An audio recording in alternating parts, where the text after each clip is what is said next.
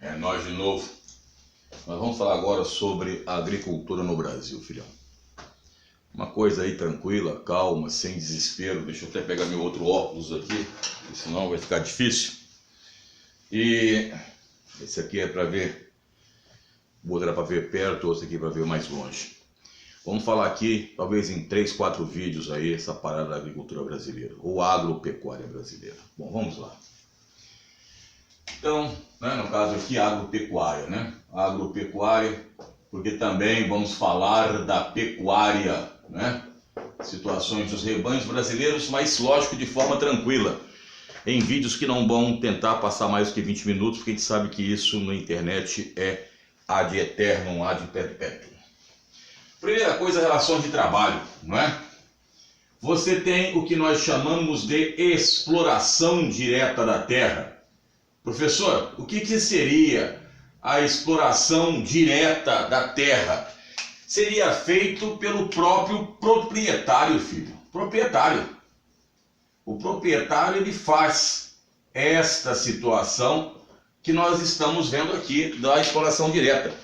Seja ele minifundiário, seja ele pequeno proprietário, seja ele médio proprietário, seja ele grande proprietário, tá ok? E nós temos a exploração indireta da terra, filhão. Exploração indireta. E aí começa um monte de situações que você tem aqui. Por exemplo, você tem, não é? Vamos pegar aqui o peão, o famoso peão. Ele é registrado nas fazendas. Geralmente é um indivíduo registrado, né? O indivíduo que é registrado na fazenda, trabalha com registro em carteira e tal. Tem aqueles que nós chamamos também de agregados, que moram na fazenda, muitas vezes, e trabalham nela. O exemplo é o administrador de fazenda, por exemplo. Lembrando a vocês que hoje é politicamente incorreto você usar o termo capataz. Por quê, professor?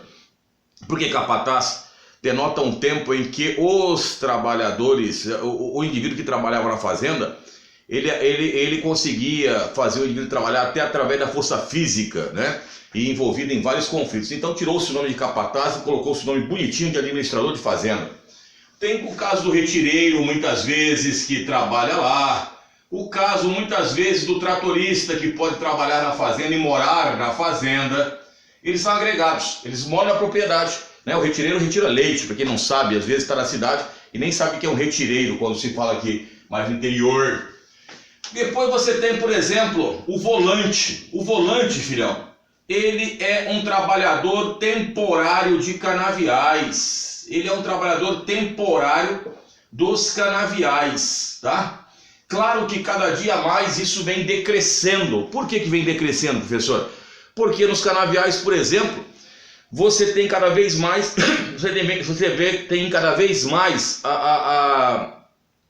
o aumento, né? O aumento da mecanização, não é? Para quem costuma ir aí em AgroShow lá em Ribeirão Preto, que Ribeirão Preto seria a Detroit brasileira da agroindústria, do agrobusiness. Você vê o tamanho das máquinas ali e o quanto custa uma máquina daquela, quantas pessoas elas substituem em colheitas. Por isso que está cada vez mais mecanizado. Nós temos também, eu falei do peão, tá? O boia fria. Olha, nós estamos aqui na época, lembrando Aldir Blanc, João Bosco, os boias frias, né? Os boias frias são diaristas. Geralmente, eles são uma mão de obra que encontram-se em situação precária porque muitas vezes não têm respeitado os seus direitos trabalhistas. Abrindo um parênteses aqui, eu me lembro que em 1981, aqui em Fernandópolis veio o João Bosco, velho. E fizeram o João Bosco cantar em cima de um caminhão na exposição agropecuária. O homem foi vaiado mais do que não sei o quê. Também, quem teve essa ideia fantástica de levar o João Bosco à exposição agropecuária em 81?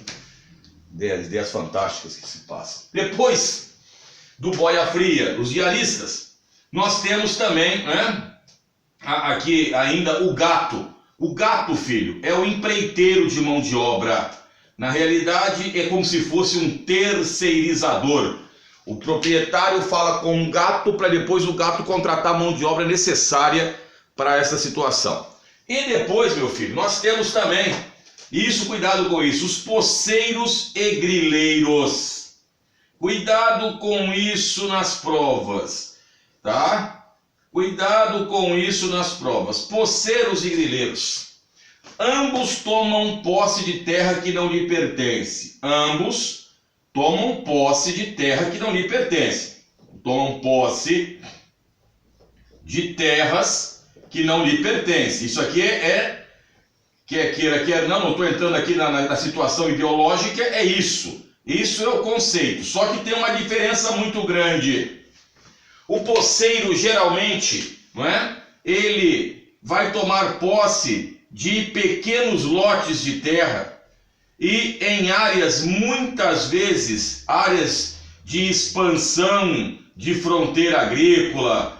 Muitas vezes eles tomam isso, também em áreas de reservas indígenas, etc. Tomam essa posse de forma precária. O grileiro não. O grileiro já é um grande proprietário. Ele é um grande proprietário. Repare que eu não estou nem colocando latifundiário. Grande proprietário, porque a figura do latifúndio, ela acaba em 93, tá? Legalmente não tem latifúndio. Então não adianta vir falar latifúndio. Ah, o Unesp colocou. Legalmente não tem. Tem minifúndio, pequena propriedade, média e grande propriedade, vai ver depois isso aí. Então, grande proprietário que toma posse de terra mediante falsificação de documentos. E aí leva o nome de grileiro, porque para dar um ar de realmente algo real, ele colocava geralmente esses documentos que eram comprados já envelhecidos em alguns baús. E esses baús tinham grilos, e aí mostrava, ó, isso aqui pertence à família há tantos anos. Então isso é o poceiro e o grileiro. Cuidado com isso nas provas. Cuidado com isso em provas. Então essas são as relações de trabalho principais que nós temos aí, né? Dentro das relações trabalhistas brasileiras, tá ok? Vamos dar aquela paradinha louco Abreu para falar sobre os tipos de terra. Tem que apagar a lousa, porque a lousa aqui parece um Fusquinha 1200, não cabe quase ninguém. Dá aquela paradinha louco Abreu. E aí, fião, depois da paradinha louco Abreu, tipos de terras que você encontra. Então cuidado com isso em provas também. Você encontra as famosas terras tituladas. Professor, o que é isso? O indivíduo tem título de posse, então são terras regularizadas. O indivíduo, né? São terras legais. O indivíduo tem o título de posse dessa terra. Terras griladas. Terras griladas. Terras griladas, meu filho, foram essas terras que foram tomadas pelos grileiros, não é isso? Então nossas terras são as tomadas pelos grileiros, porra. Então você tem um monte disso aqui, tá? No Brasil ainda estamos aí na busca dessa situação. Agora tem uma coisa chamada terras devolutas, filhão. Terras devolutas, como o próprio nome diz, elas pertencem ao governo. E são nessas terras que, teoricamente, o governo fará a reforma agrária, né? A reestruturação agrária dos imóveis, aquela coisa toda. Aí alguém pode me perguntar, professor, por que nós tínhamos muitas terras devolutas próximos a lago de usinas hidrelétricas? Você pode ver, aqui é São Paulo. Aqui é São Paulo. Tinha um aluno que falava que isso aqui era o rabicho de São Paulo. Então São Paulo e aqui era o famoso Pontal do Paranapanema. Pontal do Paranapanema. E aqui era a sede, uma das sedes do MST, Movimento Sem Terra, e naquela época José Rainha era um dos líderes ali. Lembrando que o MST não tem líder, tá? Dizer que o MST é liderado pelo STED, ele está errado. Ele age como se fosse um soviético, como se fosse um conselho, uma assembleia. Não tem líder. Cuidado com isso em provas, hein? Então aqui quando você pega o Pontal do Paranapanema, você vê um monte de hidrelétrica aqui. Aqui tem uma das sedes do MST. E tem um monte de hidrelétricas por aqui. Rio Paranapanema, Rio Paraná. E por que acontece? Simples, filho. Entenda bem o mecanismo. Aqui está o rio. Aí o que acontecia? O governo desapropriava terras para essas terras que eram desapropriadas iriam servir como o lago da hidrelétrica. Aí, teoricamente, o governo desapropriava tudo isso aqui de terras e pagava aos fazendeiros. E aqui ele vai construir o quê? A barragem. A barragem que está, você sabe, a barragem está a jusante do lago e o lago está a montante da barragem. Então o que acontece? Só que depois que foi feita a hidrelétrica, o que vai acontecer? Ao invés de abranger toda essa área, abrangia esta área aqui, ó. Esta área era abrangida. O que acontecia? Esta área ficava aqui, entre aspas, a Deus dará. E os proprietários que já tinham recebido por ela começavam novamente a plantar alguns cultivos, como pastos, por exemplo, como milho, vassoura e etc. aqui. Vai um monte de coisa aqui. Aí, quando o MST, o Movimento Sem Terra, chegava nas cidades, ele olhava aquilo, ele falava, poxa, isso aqui parece que tem cara de ser uma terra que é do governo, devoluta. Eles iam num cartório, porque era obrigatório o cartório fornecer isso a eles. Como qualquer um, né? É que nós não sabemos os nossos direitos. E aí a gente fala amém para tudo. Então o que acontece? Acontece que ao chegar lá, o pessoal ia ver no cartório, aquilo pertencia à União, não pertencia aos proprietários que vieram aqui, e o MST então colocava a sua bandeira. Aí eles vinham com aquela bandeira lá, MST, colocavam aqui, não é? E aí com aquele slogan, terra para quem precisa, né, e trabalha nela. E aí começava um embate, até que o governo muitas vezes entrava nessa jogada, e muitas vezes o governo ele era obrigado a ressarcir os gastos novamente que esse proprietário rural gastou com as sementes para fazer isso aqui. Então, por isso que são as terras devolutas e muitas estão próximas a lago de usinas hidrelétricas, pô. Temos também as terras, as reservas indígenas, que perfazem no Brasil hoje, mais ou menos, vou arredondar aqui, mais ou menos 13% para mais ou menos 0,5% da população, e isso aqui gera muitas vezes conflitos. Por quê? Porque o indivíduo fala, por que 13% para 0,5%? Inclusive está hoje nos jornais sobre isso aí, toda essa situação. E aí aqueles que fizeram as reservas indígenas dizem que por causa da questão dos índios, né? Do modo de vida dos índios, que ainda tem que ser preservada a cultura, aquela coisa toda. Não vou entrar nesse mérito, estou apenas colocando aqui, depois vocês se viram com o seu professor, porra.